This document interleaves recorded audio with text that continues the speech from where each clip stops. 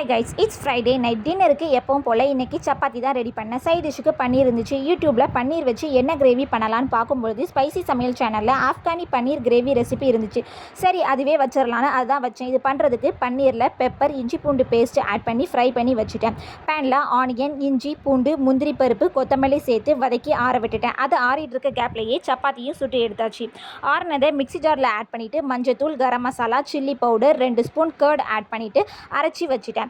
பேனில் கொஞ்சோண்டு key add பண்ணிவிட்டு ஜீரகம் சேர்த்துட்டு நம்ம வதக்கி வச்சுருக்கிற மசாலாவையும் அது கூட ஆட் பண்ணிவிட்டு கொஞ்சம் வாட்டர் சேர்த்து நல்லா வதக்க விட்டேன்.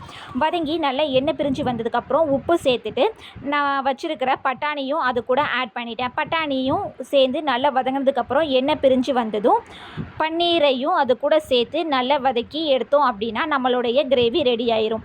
அந்த பன்னீரை விட அந்த கிரேவியோட டேஸ்ட் தான் அல்டிமேட்டாக இருந்துச்சு. சூப்பராக டின்னரை ஃபினிஷ் பண்ணியாச்சு.